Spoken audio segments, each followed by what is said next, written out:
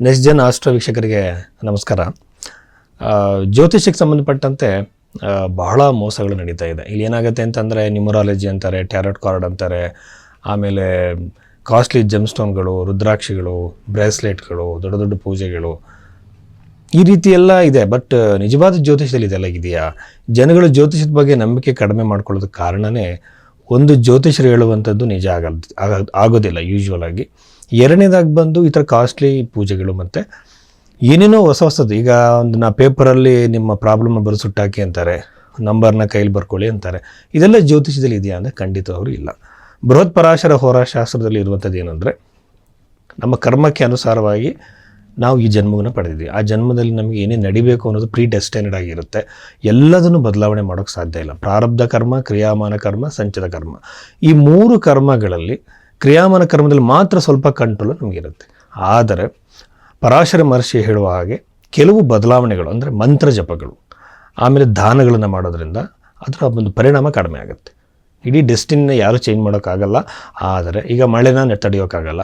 ನಾವೊಂದು ಛತ್ರಿನ ಯೂಸ್ ಮಾಡೋ ಹಾಗೆ ನಾವು ನಮ್ಮ ಕರ್ಮಫಲವನ್ನು ಸ್ವಲ್ಪ ಪ್ರಮಾಣದಲ್ಲಿ ಕಡಿಮೆ ಮಾಡಬಹುದು. ಸೊ ಇದು ಜ್ಯೋತಿಷ್ಯದ ಮೂಲ ಸಿದ್ಧಾಂತ. ಜೊತೆಯಲ್ಲಿ ಜ್ಯೋತಿಷ್ಯ ಅನ್ನುವಂಥದ್ದು ಆಧ್ಯಾತ್ಮಿಕವಾಗಿ ನಾವು ಯಾವ ಮಟ್ಟದಲ್ಲಿದ್ದೀವಿ, ಮೋಕ್ಷ ಪಡೆಯುವುದು ನಮ್ಮ ಪರಮೋಚ್ಚ ಗುರಿ ಆಗಿರೋದ್ರಿಂದ ಹಿಂದೂ ಧರ್ಮದಲ್ಲಾಗಿರ್ಬೋದು, ಜೈನ ಧರ್ಮ ಆಗಿರ್ಬೋದು, ಬೌದ್ಧ ಧರ್ಮ ನೀವು ತಗೊಳ್ಳಿ, ಎಲ್ಲದಲ್ಲೂ ಕೂಡ ಮೋಕ್ಷದ ಬಗ್ಗೆ ಹೇಳಲಾಗಿದೆ. ಇದರ ಒಂದು ಪರಮೋಚ್ಚ ಗುರಿಯಲ್ಲಿ ನೀವು ಎಲ್ಲಿದ್ದೀರಾ ಅನ್ನೋದನ್ನು ತಿಳ್ಕೊಳ್ಳೋದಕ್ಕೆ ಜ್ಯೋತಿಷ್ಯವನ್ನು ತಿಳ್ಕೊಬೇಕಾಗತ್ತೆ, ನೋಡಬೇಕಾಗತ್ತೆ. ಸೊ ಅದ್ರ ಜೊತೆಯಲ್ಲಿ ಇನ್ನೊಂದು ವಿಚಾರ ಏನಂತಂದರೆ, ಪರಿಹಾರಗಳಂತ ಬಂದಾಗ ಮಂತ್ರ ಜಪಗಳಿಂದ ಅದು ನಾವೇ ಸ್ವತಃ ಮಾಡ್ಕೋಬೋದು. ದಾನಗಳನ್ನು ನಾವೇ ಸ್ವತಃವಾಗಿ ಮಾಡ್ಬೋದು. ಇನ್ನೊಬ್ಬರು ಮಾಡುವಂಥ ಅಗತ್ಯ ಇರಲ್ಲ. ಕೆಲವು ಸಂದರ್ಭಗಳಲ್ಲಿ ಮಾತ್ರ ಸಿದ್ಧಿ ಇರುವಂಥವ್ರು, ಹಾಗೆಯೇ ಅನುಭವ ಇರುವಂಥವ್ರು ನಮಗೋಸ್ಕರ ಮಂತ್ರ ಜಪಗಳನ್ನು ನಿಸ್ವಾರ್ಥ ಭಾವನೆಯಿಂದ ಮಾಡಿದ್ರೆ ಅದು ಪರಿಣಾಮ ಆಗುತ್ತೆ.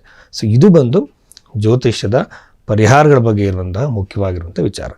ಇನ್ನು ಎರಡನೇದಾಗಿ ಬಂದು ಜ್ಯೋತಿಷ ಹೇಳೋದು ಯಾಕೆ ನಿಜ ಆಗಲ್ಲ ಅಂದರೆ, ಬರ್ತ್ ಟೈಮು ಕರೆಕ್ಟಾಗಿರಲ್ಲ.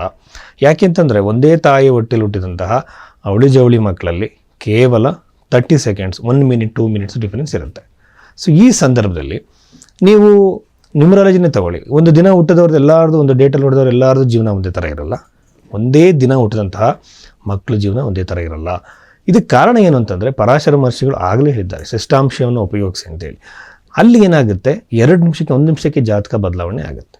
ಸೊ ಈ ಬಗೆಯಲ್ಲಿ ನಿಮ್ಮ ಬರ್ತ್ ಟೈಮ್ ನೀವು ಯಾವುದು ಕೊಡ್ತೀರೋ ಅದನ್ನೇ ಜಾತಕ ಓಪನ್ ಮಾಡಿ ನಿಮ್ಮ ಭವಿಷ್ಯ ಇದು, ನಿಮ್ಮ ರಾಶಿ ಇದು, ನಿಮ್ಮ ದಶೆ ಇದು ಅಂತ ಹೇಳೋರು ಜ್ಯೋತಿಷರಲ್ಲ. ನಿಮ್ಮ ಬರ್ತ್ ಸಮಯವನ್ನು ಬರ್ತ್ ಟೈಮ್ ರೆಕ್ಟಿಫಿಕೇಷನ್ ಅಂತಾರೆ, BTR ಅಂತಾರೆ.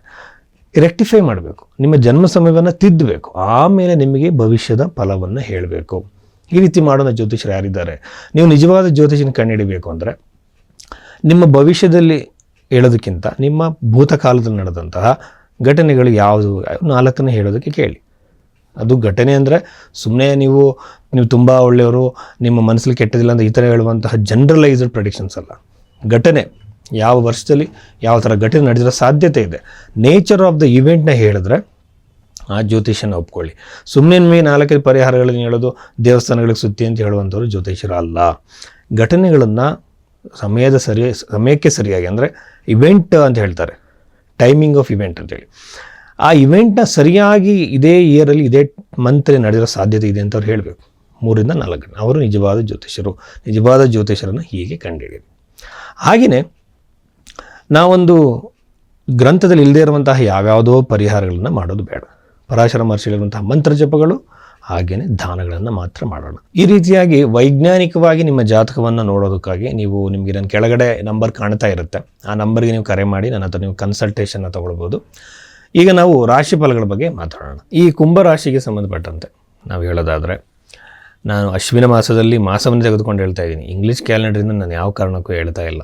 ಬಟ್ ಇಂಗ್ಲೀಷ್ನ ಒಂದು ಕ್ಯಾಲೆಂಡರ್ ನಾವು ಯಾಕೆ ಯೂಸ್ ಮಾಡ್ತೀವಿ ಅಂದರೆ, ನಮ್ಮಲ್ಲಿ ಯಾವಾಗಲೂ ಕೂಡ ನಾವು ಅದನ್ನೇ ಫಾಲೋ ಮಾಡ್ಕೊಂಡು ಬಂದಿರೋದು. ಬಟ್ ಜ್ಯೋತಿಷ್ಯ ಅಂತ ಬಂದಾಗ ನಾವು ಇದನ್ನೇ ಫಾಲೋ ಮಾಡಬೇಕು, ನಮ್ಮ ಪಂಚಾಂಗವನ್ನೇ. ಸೊ ಇಲ್ಲಿ ಈ ನ್ಯೂಮರಾಲಜಿಯಲ್ಲಿ ಕೆಲವರು ಈ ಡೇಟ್ಗಳನ್ನು ಈ ಒಂದು ಗ್ರಹಗಳಿಗೆ ಅದನ್ನ ಅಟ್ಯಾಚ್ ಮಾಡಿ ಹೇಳ್ತಾ ಇದ್ದಾರೆ.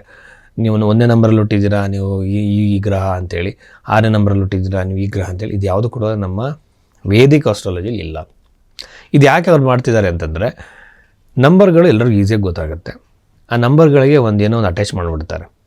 ಅದನ್ನು ಅಟ್ಯಾಚ್ ಮಾಡಿ ಒಳ್ಳೆಯದು ಕೆಟ್ಟದ್ದು ಅಂತ ಹೇಳಿ 10 ಜನರಲ್ಲಿ ಒಬ್ಬರು ಒಳ್ಳೆಯದಾದರೆ ನಾವು ಅದನ್ನು ನಂಬ್ತೀವಿ. ಅದಕ್ಕೋಸ್ಕರ ಮೊಬೈಲ್ ನಂಬರ್ ಚೇಂಜ್ ಮಾಡೋದು, ಅದಕ್ಕೋಸ್ಕರ ನೀವು ವೆಹಿಕಲ್ ನಂಬರ್ ಚೇಂಜ್ ಮಾಡೋಲ್ಲ ಅಗತ್ಯ ಇರಲ್ಲ. ಯಾವ ಕಾರಣಕ್ಕೂ ನಂಬಬೇಡಿ. ಕುಂಭರಾಶಿಯಲ್ಲಿ ಬಹಳ ಮುಖ್ಯವಾಗಿ ರಾಶಿಯಲ್ಲೇ ರಾಹು ಇರೋದ್ರಿಂದ ವೈವಾಹಿಕ ಜೀವನಕ್ಕೂ ಒಳ್ಳೆಯದಲ್ಲ, ಫಿಸಿಕಲ್ ಹೆಲ್ತು ಅಷ್ಟು ಒಳ್ಳೆಯದಲ್ಲ. ಆರೋಗ್ಯದಲ್ಲಿ ಖಂಡಿತ ಸಮಸ್ಯೆಗಳು ಬರುತ್ತೆ. ಸಣ್ಣ ಪುಟ್ಟದ್ದು ನೀವೇನು ಭಯ ಪಡುವಂಥದ್ದು ಏನಿಲ್ಲ. ಸಪ್ತಮ ಭಾವದಲ್ಲೂ ಕೂಡ ಶುಕ್ರಗ್ರಹನೂ ಅಫ್ಲಿಕ್ಟೆಡ್ ಆಗಿದ್ದಾನೆ. ಸಪ್ತಮದಲ್ಲಿ ಕೇತು ಇರುವಂಥದ್ದು ವೈವಾಹಿಕ ಜೀವನದಲ್ಲಿ ಸಣ್ಣ ಸಣ್ಣ ಮಾತುಗಳಿಗೆ ಕಿರಿಕಿರಿಗಳು, ಅಗ್ರೆಸಿವ್ನೆಸ್ಸು, ಮಿಸ್ಅಂಡರ್ಸ್ಟ್ಯಾಂಡಿಂಗ್ಗಳು ಬರೋ ಸಾಧ್ಯತೆ ಇರುತ್ತೆ. ಈ ಟೈಮಲ್ಲಿ ನೀವು ಬಹಳ ಶಾಂತತೆಯನ್ನು ಕಾಪಾಡ್ಕೊಳ್ಳಿ. ನಾನು ಎಲ್ಲದಕ್ಕೂ ದೇವಸ್ಥಾನಕ್ಕೆ ಹೋಗಿ ಪೂಜೆ ಮಾಡಿ ಅಂತ ಯಾವ ಕಾರಣಕ್ಕೂ ನಾನು ಆ ಥರ ಸಜೆಷನ್ ಕೊಡೋಲ್ಲ. ಸೈಕಲಾಜಿಕಲ್ಲಾಗಿ ನಿಮ್ಮನ್ನು ನೀವು ಬದಲಾವಣೆ ಮಾಡ್ಕೊಳ್ಳಿ ಅನ್ನೋವಂಥ ರೆಮಿಡೀಸ್ನ ನಾನು ಯಾವಾಗಲೂ ಕೊಡೋದು. ನಮ್ಮಲ್ಲಿ ಏನಾಗಿದೆ ಅಂತಂದರೆ ಪ್ರತಿಯೊಂದಕ್ಕೂ ನೀವು ಆ ಉದ್ದಿನಬೇಳೆ ದಾನ ಮಾಡಿ, ಹೆಸರು ಕಾಳು ದಾನ ಮಾಡಿ, ಇವೆಲ್ಲ ಇಲ್ಲ ಜ್ಯೋತಿಷದಲ್ಲಿ.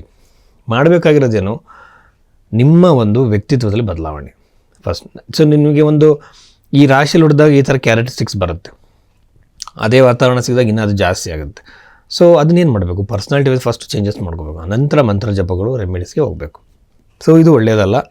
ಪಂಚಮ ಭಾವದಲ್ಲಿ ಗುರು ಇರೋದ್ರಿಂದ ಸಂತಾನಕ್ಕಾಗಿ ಪ್ರಯತ್ನ ಪಡ್ತಿರೋ ದಂಪತಿಗಳಿಗೆ ಬಹಳ ಶುಭ ಸೂಚನೆ ಇದೆ. ವಿದ್ಯಾರ್ಥಿಗಳಿಗೆ ಏಕಾಗ್ರತೆ, ಉತ್ತಮವಾಗಿರುವಂಥ ಪ್ರೋಗ್ರೆಸ್ ಸಿಗುತ್ತೆ, ಪ್ರಮೋಷನ್ ಸಿಗೋ ಸಾಧ್ಯತೆ ಇದೆ. ರಿಯಲ್ ಎಸ್ಟೇಟಲ್ಲಿ ಇನ್ವೆಸ್ಟ್ಮೆಂಟ್ ಮಾಡೋರಿಗೆ ಅಷ್ಟು ಚೆನ್ನಾಗಿಲ್ಲ, ಬಟ್ ಲಾಂಗ್ ಟರ್ಮ್ ಆಗಿ ಇನ್ವೆಸ್ಟ್ಮೆಂಟ್ ಮಾಡೋದು ಬಹಳ ಒಳ್ಳೆಯದು. ವಿದೇಶಗಳಿಗೆ ಪ್ರಯತ್ನ ಮಾಡ್ತಿರೋರಿಗೆ ಅಷ್ಟು ಒಳ್ಳೆಯದಲ್ಲ, ಯಾಕೆಂದರೆ ಪುನಃ ವಾಪಸ್ ಬರೋ ಸಾಧ್ಯತೆ ಇರುತ್ತೆ. ಕೆಲವರು ಹೋಗಿರ್ತಾರೆ, ಸೆಟಲ್ ಆಗಿರ್ತಾರೆ, ಪುನಃ ಅವರು ವಾಪಸ್ ಬಂದುಬಿಡ್ತಾರೆ, ಆ ಥರ ಸಾಧ್ಯತೆ ಆಗುತ್ತೆ. ಆಮೇಲೆ ಇನ್ನೊಂದು ಏನಾಗುತ್ತೆ ಅಂತಂದರೆ ಕುಜಗ್ರಹ ನವಮ ಭಾವದಲ್ಲಿರುವಂಥದ್ದು ಬಹಳ ಉತ್ತಮ, ಬಹಳ ಪ್ರೋಗ್ರೆಸ್ ಇದೆ. ಆಮೇಲೆ ತಂದೆಯ ಆರೋಗ್ಯಕ್ಕೆ ಅಷ್ಟು ಒಳ್ಳೆಯದಲ್ಲ, ತಂದೆಯ ಆರೋಗ್ಯ ಸ್ವಲ್ಪ ಸಮಸ್ಯೆಗಳಾಗ್ಬೋದು.